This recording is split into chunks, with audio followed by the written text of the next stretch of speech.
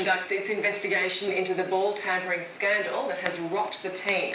Its high performance manager, Pat Howard, and head of integrity, Ian Roy, have flown to South Africa to speak to the players.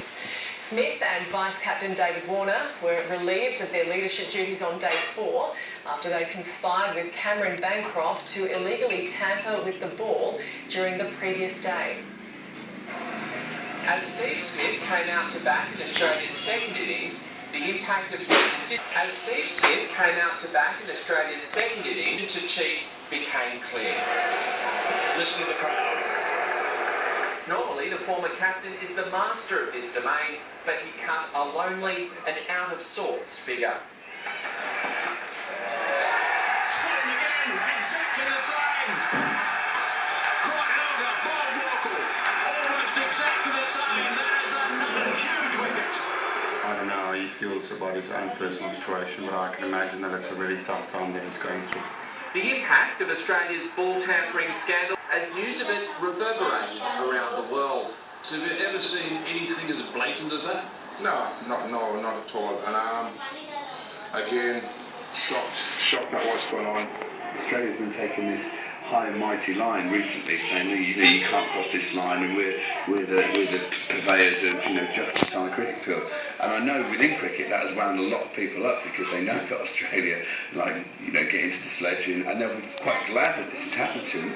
A team meeting was called before play as Smith and Vice-Captain David Warner agreed to stand down from their leadership roles. Later came news that the ICC had suspended the Australian captain for the final test of the series, with wicketkeeper Tim Payne stepping in. I don't think all would have expected this to be as big as it has been, and particularly the fallout that we've seen from back home. There's a couple of people there that maybe have to answer to Cricket Australia anyway, so that remains to be seen. The integrity officer is here today, isn't he, or tonight? So that will all unfold over the next couple of days as to whether Cricket Australia sanction things even more. After tea, the tourists lost 10 wickets for 50 runs as South Africa took a 2-1 series lead. Australia has 4 days to regroup before the final test in Johannesburg, although Australian cricket is already in the midst of its biggest test. Patrick Galloway, ABC News. The Australian cricket side has gone from being one of the most feted to the most maligned in the world as a result of the ball tampering incident. So why did they decide to cheat, and how are they going to cope with the fallout? Dr. Deirdre Anderson is a performance and transition coach who's worked with many elite athletes and professional cricketers. She says the players involved will be feeling an incredible sense of remorse. Well, I think the first thing is it's often in these sorts of environments you are only thinking about the short-term consequences rather than the long-term implications.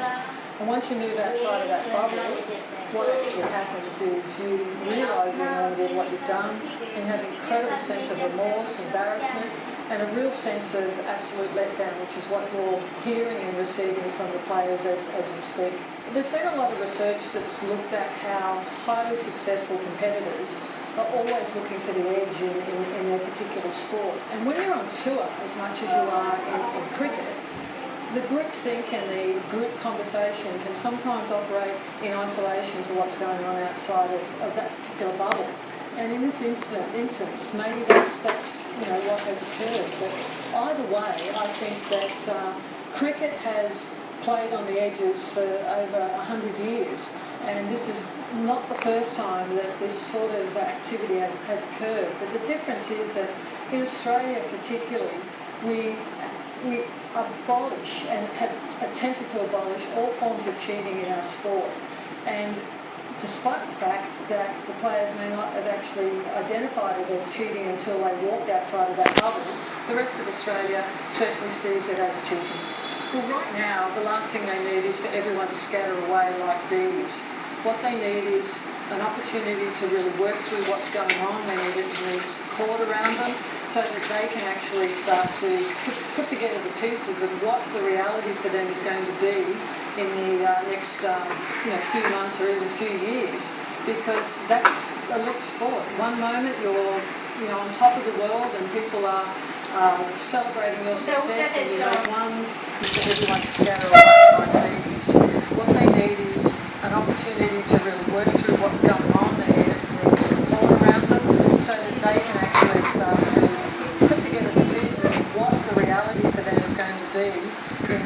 next few months or even few years, because that's elite sport. One moment you're on top of the world and people are celebrating your success, and you make one minor miscalculation in judgment and poor decision making, and you're no longer on top of the tree.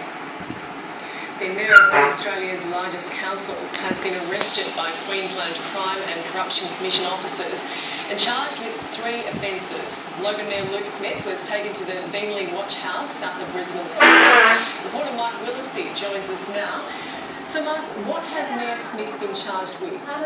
He's been charged with 2 counts of perjury, a charge of official corruption, as well as a charge relating to failing to correct his register of interests. The ABC can now reveal that the charge of official corruption centres on an allegation that Mayor Smith received a luxury boat from a Chinese donor, a donor who contributed tens of thousands of dollars to Mayor Smith's re-election campaign, or at least his election campaign in 2016. So 4 charges, 3 different types of charge, and it should be said that the perjury charge alone carries a penalty of up to 14 years in jail.